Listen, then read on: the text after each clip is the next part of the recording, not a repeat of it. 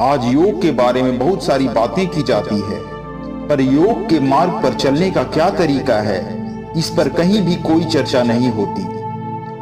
योग कोई व्यायाम की प्रणाली नहीं है कि 2-4 एक्सरसाइज कर लिए, 2-4 आसन कर लिए और योग हो गया। अधिकांश लोग आज योग को लगभग इसी संबंध में जानते और समझते हैं, लेकिन सच्चाई इससे कोसों दूर है। आज अधिकांश लोग यह नहीं जानते कि योग किसे कहते हैं।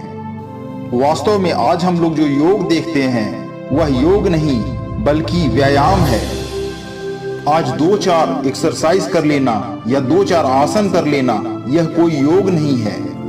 आज मैं यहाँ इस वीडियो के माध्यम से यह व्याख्या करने की कोशिश करूंगा कि योग किसे कहते हैं, वास्तव में योग होता क्या है। आज इससे आप पूरी तरह से अवगत हो जाएंगे और आपके मन में योग के संबंध में जो गलत अवधारणा बनी हुई है, जिसे आप योग समझते हैं, यह गलत अवधारणा खत्म हो जाएगी। तो चलिए शुरू करते हैं। भारतीय संदर्भ में विकसित सबसे उपयुक्त और प्रभावशाली विधियों में योग को शामिल किया जाता है, जिसकी पद्धतियों के महत्व और उपयोगिता को आज समूचे विश्व में स्वीकार किया जा रहा है। महर्षि पतंजलि को योग के प्रवर्तक के रूप में जाना जाता है। इन्होंने चित्त वृत्तियों के निरोधन के लिए योग प्रणाली का विकास किया। योग का अर्थ होता है कि व्यक्ति के चित्त और ब्रह्मांडीय चित्त यानी individual mind and cosmic mind के सर्वोच्च मिलन का एकीकरण हो जाना। पतंजलि द्वारा रचित योग सूत्रों के 8 अंग हैं। इसे अष्टांग योग कहा जाता है, जिसका वर्णन हम अब करने जा रहे हैं। यह जो योग है यह अष्टांग योग के अंतर्गत आता है। अष्टांग योग में 8 तत्व शामिल होते हैं। महर्षि पतंजलि ने योग को अष्टांग योग कहा है और इसके अंतर्गत 8 अंगों की चर्चा की है। ये अष्टांग योग हैं यम, नियम, आसन, प्राणायाम, प्रत्याहार, धारणा, ध्यान और समाधि। आइए एक एक करके इन सभी को समझने का प्रयास करते हैं। इसमें सबसे पहला है यम। इसे इंग्लिश में सेल्फ रेस्टोरेंट कहते हैं। यम का उद्देश्य होता है शरीर, वाणी और मन का नियंत्रण। यम के 5 व्रत रूप होते हैं, जो है अहिंसा, सत्य, अस्तेय, ब्रह्मचर्य और परिग्रह। अहिंसा से आप लोग तो भली भांति परिचित होंगे, फिर भी मैं इसे एक बार यहां दोहरा देना चाहता हूं। अहिंसा का अर्थ होता है किसी भी जीव को किसी प्रकार से कोई आघात न पहुंचाना, अर्थात किसी भी जीव को मन, वचन या देह से आघात न पहुंचाने को ही अहिंसा कहा जाता है। यम के अंतर्गत जो दूसरा तत्व है वह है सत्य यानी ट्रुथ। सत्य का अर्थ होता है मन और वाणी में यथार्थता का होना, अर्थात वैसा ही बोलना जैसा कि देखा गया है और वैसी ही स्मृति का होना जैसा कि देखा, सुना या कल्पना किया गया है। यम के अंतर्गत ही तीसरा अंग है अस्तेय। अस्तेय का अर्थ है किसी दूसरे की वस्तुओं को चुराने या चोरी के लिए बात करने, यहां तक कि ऐसी इच्छा से बचना ही अस्तेय कहलाता है। यम के अंतर्गत जो चौथा पॉइंट है वह ब्रह्मचर्य है। ब्रह्मचर्य का अर्थ होता है संवेदी सुखानुभूति। संवेदी सुख की अनुभूति, विशेष रूप से यौनिक सुख की अनुभूति के अन्वेषण, मन, वाणी या शरीर के किसी भी स्तर पर बचना ही ब्रह्मचर्य कहलाता है। और यम के अंतर्गत जो 5वां रूप है वह है अपरिग्रह। अपरिग्रह का अर्थ है अपनी न्यूनतम आवश्यकताओं से अधिक मात्रा में सामग्रियों का संग्रह न करना। अष्टांग नियम के अंतर्गत जो दूसरा सूत्र है, जो दूसरा अंग है वह है नियम अर्थात प्रिंसिपल। नियम के अंतर्गत उच्चतर श्रेणी की सिद्धियों के लिए व्यक्तित्व को अभिप्रेरित करने वाले सिद्धांत सम्मिलित होते हैं। इस नियम के 5 रूप हैं, जिसमें शौच, संतोष, तप, स्वाध्याय और ईश्वर प्राणिधान शामिल है। चलिए यहां इसे भी एक एक करके समझ लेते हैं। यम के अंतर्गत सबसे पहला नियम जो है वह शौच है। शौच का उद्देश्य शरीर, मन और परिवेश को स्वच्छ रखना है।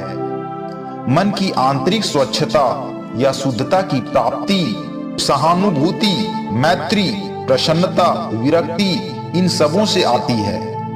भोजन की शुद्धता से मन की शुद्धता बढ़ती है। नियम के अंतर्गत जो दूसरा पॉइंट है वह है संतोष। संतोष का तात्पर्य सहज ढंग से कर्तव्य पालन द्वारा प्राप्त फल से संतुष्ट होना ही संतोष है। योगी सुख दुख, लाभ हानि, सम्मान अपमान, सफलता विफलता, सहानुभूति, आक्रोश इन सबों को समान रूप में स्वीकार करता है। यह कहा जा सकता है कि जो व्यक्ति इन सब को समान रूप से स्वीकार करता है उसे संतोष की प्राप्ति होती है। नियम के अंतर्गत ही तीसरा पॉइंट है तप। तप द्वारा आत्मनियंत्रण में वृद्धि होती है। इसके अभ्यास से स्वधर्म पालन प्राप्त करने वाले कष्ट, ताप, शीत आदि के लिए सहनशीलता में अभ्यास द्वारा वृद्धि होती है। नियम के अंतर्गत जो चौथा पॉइंट है वह है स्वाध्याय। स्वाध्याय का अर्थ है धार्मिक ग्रंथों के अध्ययन द्वारा बुद्धि एवं उच्च मानसिक क्षमताओं का विकास और जीवन का निरीक्षण एवं अध्ययन करना।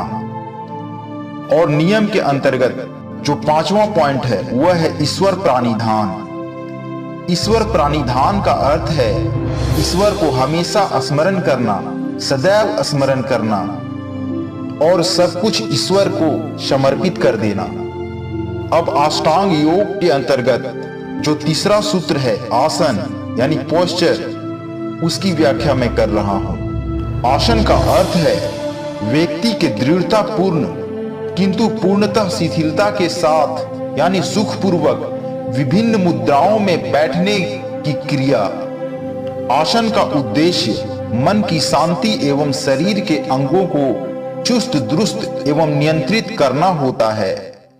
योग सूत्र में अनेक प्रकार के आसनों या मुद्राओं का वर्णन किया गया है। दुर्भाग्यवश इसके अनेक विकृत रूप भी आजकल योगासन के नाम से प्रचलित हैं और यह भली भांति फैली हुई देखी जा सकती है कि आसनों को ही योग का संपूर्ण पर्याय समझ लिया जाता है, जो कि बिल्कुल ही गलत है, पूरी तरह से गलत है। अष्टांग नियम के अंतर्गत जो चौथा पॉइंट है वह है प्राणायाम यानी ब्रीथ कंट्रोल। प्राणायाम का अर्थ है प्राण वायु के आवागमन को नियंत्रित कर लेना। प्राणायाम की क्रिया में व्यक्ति धीरे धीरे अधिकाधिक मात्रा में शुद्ध वायु को ओम का उच्चारण करते हुए अंदर ले जाता है तथा अवस्था में दोगुने समय तक वायु को अंदर रोके रखता है। इसके पश्चात प्रथम अवस्था के बराबर समय विस्तार में धीरे धीरे वायु को बाहर निकालता है। प्राणायाम के अनेक प्रकार हैं, जैसे बाह्य वृत्ति, अभ्यास वृत्ति, अष्टांग वृत्ति और राजयोग प्राणायाम। अब अष्टांग योग के अंतर्गत हम लोग प्रत्याहार यानी विड्रॉल को समझने की कोशिश करेंगे। प्रत्याहार में विभिन्न इंद्रियों को उसके लक्ष्यों से विपरीत अंदर की ओर मोड़ने को ही प्रत्याहार कहते हैं। इस प्रक्रिया के अभ्यास द्वारा मन गलत चीजों के प्रभाव से दूर होकर अपने उद्देश्य पर केंद्रित हो जाता है। यहां अभी तक हम लोग अष्टांग योग के अंतर्गत 5 अंगों जैसे यम, नियम, आसन, प्राणायाम और प्रत्याहार को समझने की कोशिश किए हैं। इन अष्टांग योग के 5 अंगों को बाह्य साधन कहा जाता है और अभी मैं अष्टांग योग के 3 तत्वों या 3 सूत्रों की चर्चा कर रहा हूं, जो कि धारणा, ध्यान और समाधि है। अष्टांग योग के इन 3 अंगों को आंतरिक साधन कहा जाता है। अभी जो यहाँ 5 अंगों की चर्चा की गई, उसे अगले 3 अंगों के लिए तैयारी की अवस्था कहा जाता है। आइए अब हम लोग यहाँ अष्टांग योग के अंतर्गत धारणा को समझने का प्रयास करते हैं। धारणा का अर्थ होता है चित्त यानी मन का किसी एक सर्वोच्च बिंदु पर ठहरना या केंद्रित होना। यह बिंदु कुछ भी हो सकता है। यह बिंदु बाहरी या आंतरिक अंग या कोई बिंब भी हो सकता है। यह क्रिया समाधि की तैयारी की अवस्था होती है। अब अष्टांग योग के अंतर्गत जो इसका अगला अंग है वह है ध्यान यानी अटेंशन। ध्यान होता है किसी ध्येय वस्तु की ओर चित्त का यानी मन का केंद्रित होना। ध्यान की अवस्था में मस्तिष्क में एक ही जैसी अनेक तरंगें उत्पन्न होती है। वे तरंगें उतनी ही तीव्र गति से प्रवाहित होती है कि एक तरंग के शांत होने के पूर्व ही दूसरी तरंग का प्रवाह आरंभ हो जाता है। इस प्रकार पूर्ण निरंतरता बनी रहती है। अब अष्टांग नियम के अंतर्गत, अष्टांग योग के अंतर्गत हम लोग इसका अंतिम सूत्र या अंतिम अंगों की चर्चा करेंगे, जो कि है समाधि। समाधि योग की अंतिम अवस्था होती है जब ध्यान में ध्येय के अतिरिक्त और कुछ भी नहीं रह जाता है। ध्येय के अतिरिक्त और कुछ भी शेष नहीं रह जाता है। चित्त शून्य हो जाता है, मन शून्य हो जाता है, आत्मा मुक्त हो जाती है, तब उसे समाधि कहते हैं। यह अष्टांग नियम का सबसे अंतिम अंग होता है। इस अष्टांग योग के द्वारा व्यक्ति के व्यक्तित्व का सम्यक विकास होता है, उसका पूरी तरह से विकास होता है। उसे अपने यथार्थ स्वरूप का अनुभव होता है। आत्मा और शरीर का तादात्म्य भंग हो जाता है। पुरुष चित्त प्रवृत्ति के प्रभाव से मुक्त हो जाता है, जिसके फलस्वरूप दुख के कारण का उन्मूलन होता है और सुख अर्थात स्वास्थ्य की दिशा विकसित होती है।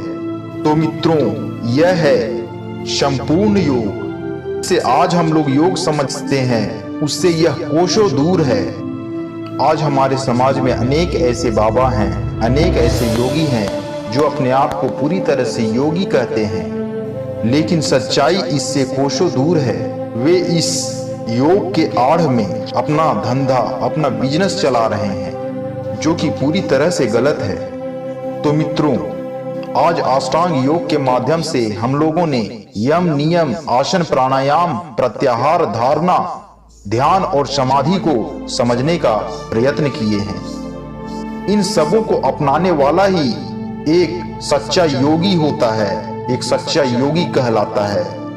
इन सभी योग के 8 अंगों को अपनाकर कोई भी व्यक्ति एक सच्चा योगी बन सकता है। तो मित्रों, मुझे ऐसा प्रतीत हो रहा है कि आपकी गलत अवधारणा, जिसे आप योग समझते थे, शायद अब वह दूर हो जाएगी या हो चुकी होगी।